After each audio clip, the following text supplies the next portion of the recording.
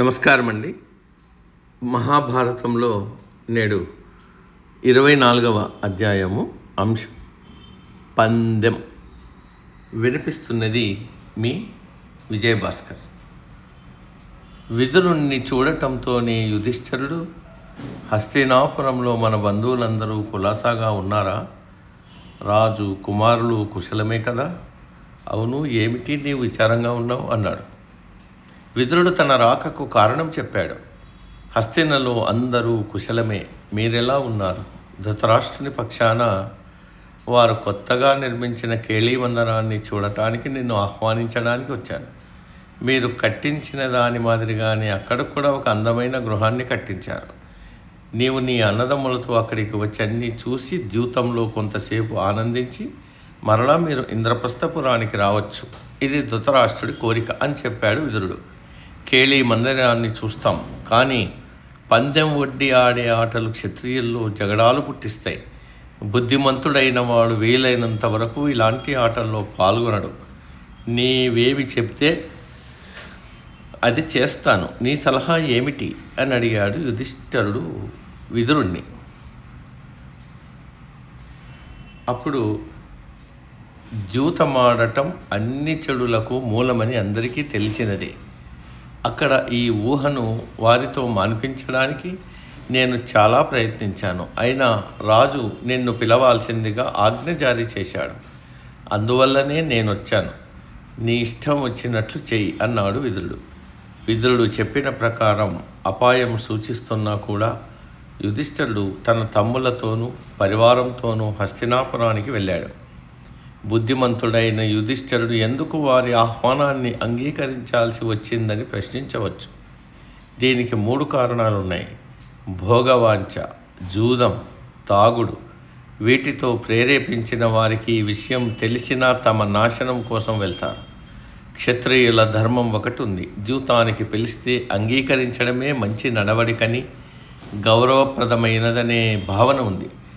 అలాగే వంశనాశనాన్ని కలగజేసి తగవులు వస్తాయని ముందుగానే వ్యాసుడు హెచ్చరిక చేశాడు. అయినా యుధిష్ఠిరుడు తాను చేసిన ప్రతిజ్ఞ ప్రకారం నడవదలిచాడు. ధృతరాష్ట్రుడి ఆహ్వానాన్ని నిరాకరించి వారి అసంతృప్తికి కారణం కాకూడదనుకున్నాడు. వీటితో పాటు స్వతసిద్ధమైన యుధిష్ఠిరుడి తత్వం కూడా హస్తినాపురం వెళ్ళడానికి కారణమైనది. పాండవులను వారి పరివారాన్ని ఒక గొప్ప మందిరంలో ఉంచారు.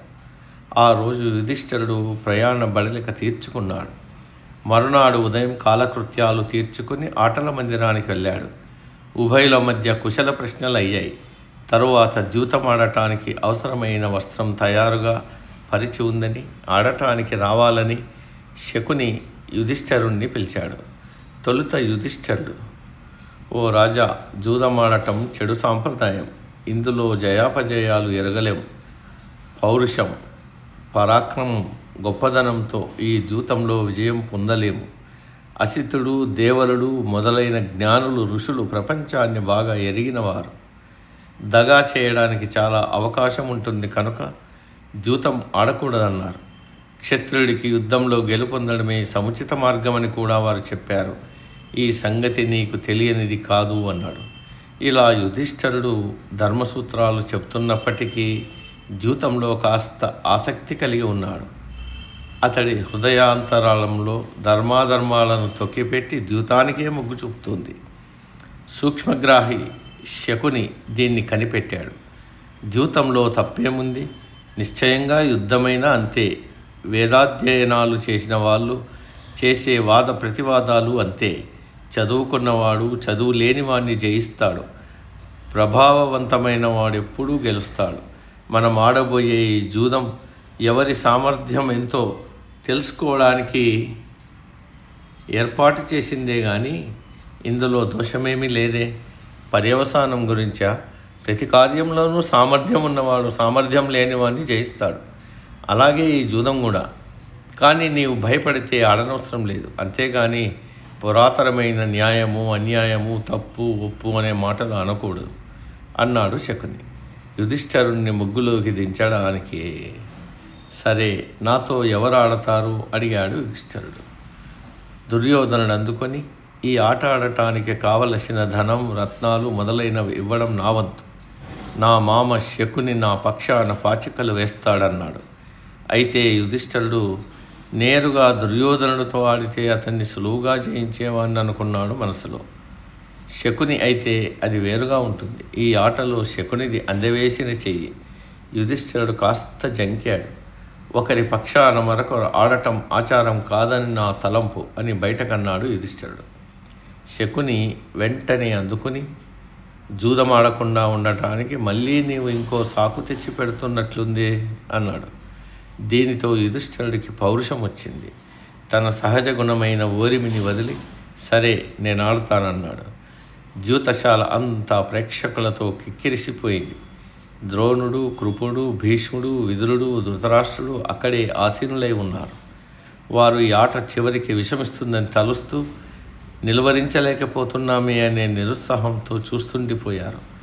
వచ్చిన రాజులంతా ఈ ఆటను ఎంతో ఉత్సాహంగా తిలకిస్తున్నారు. ప్రారంభంలో రత్నాలు, తరువాత బంగారం, వెండి, రథాలు, గుర్రాలు పణంగా పెట్టారు. యుధిష్ఠిరుడు వరుసగా ఓడిపోతూ ఉన్నాడు. ఇవన్నీ ఓడిపోయాక యుధిష్ఠిరుడు తన సేవకులను జూదంలో ఒడ్డాడు. అంతేకాదు తన ఏనుగులను, సేనలను సైతం పందెంలో ఒడ్డాడు. వాటిని ఓడిపోయాడు. శకుని చేతులతో వేసిన పాచికలు అతడు తలచినట్లే పడుతున్నాయా అనిపిస్తోంది చూపర్లకు. ఇక గోవులు, గొర్రెలు, పట్టణాలు, పల్లెలు, ప్రజలు, మిగిలిన ఇతరత్ర ఆస్తి అంతా ఒడ్డి యుధిష్ఠిరుడు జూదంలో ఓడిపోయాడు. దీనితో అతడు మతి చలించిన వాడిలా ఆటను మరింత రెచ్చిపోయి ఆడుతున్నాడు. తన తమ్ముళ్ళ ఆభరణాలు, కట్టుకున్న బట్టలు కూడా ఓడిపోయాడు. దురదృష్టం అతన్ని వెన్నాడుతోంది. శకుని హస్త మాయాజాలంతో సాగుతున్న పాచికల ఆటలో యుధిష్ఠిరుడు నిలవలేకపోయాడు. శకుని జోక్యం చేసుకుంటూ ఇంకా పందెంలో ఒడ్డటానికి ఏమైనా ఉన్నాయా అని అడిగాడు. దీనికి యుధిష్ఠిరుడు బదులిస్తూ ఆకాశ రంగుగల అందమైన నకులుడున్నాడు, అతన్ని వడ్లుతున్నాను అన్నాడు. అలాగా, అయితే నీ అందమైన యువకుణ్ణి మేము సంతోషంతో గెలుస్తాం అని శకుని వెటకారం చేశాడు. పాచికలు వేయగానే శకుని అన్నట్లే జరిగింది. నకులుణ్ణి ఒడ్డి యుధిష్ఠిరుడు ఓడిపోయాడు. ఈ పరిణామంతో సభంతా గజగజ వణికింది. నా మరో తమ్ముడు సహదేవుడున్నాడు. అతడు శాస్త్రాల్లో పరమజ్ఞాని అనే ప్రఖ్యాతి గడించాడు. అతన్ని ఒడ్డటం తప్పే అయినా ఒడ్డుతున్నాను, ఆడు అన్నాడు యుధిష్ఠిరుడు. శకుని పాచికలు వేస్తూ ఇదిగో ఆడాను, గెలిచాను అన్నాడు. యుధిష్ఠిరుడు సహదేవుణ్ణి కూడా ఓడిపోయాడు. దాంతో యుధిష్ఠిరుడు ఆట మానేస్తాడేమో అని భయపడ్డాడు దుర్మార్గుడైన శకుని. నీకు మాద్రి కొడుకులైన నకుల, సహదేవుల కన్నా భీముడు, అర్జునుడు సొంత సోదరులు కనుక వారంటేనే నీకు అభిమానం ఎక్కువ. అందువల్ల వారిని జూదంలో పణంగా ఒడ్డావు, నాకు తెలుసు అని ఎత్తిపొడిచాడు శకుని. సవతి తమ్ముళ్లను తక్కువగా చూశావని శకుని ఎత్తిపొడుపు మాటలకు నొచ్చుకున్నాడు యుధిష్ఠిరుడు. అజ్ఞానుడా, మమ్మల్ని విడదీసే ప్రయత్నం చేస్తున్నావా? నీవు జీవిస్తున్న నీచపు జీవనంతో మేము అనుసరించే ఔదార్యపు జీవనాన్ని ఎలా తెలుసుకుంటావు?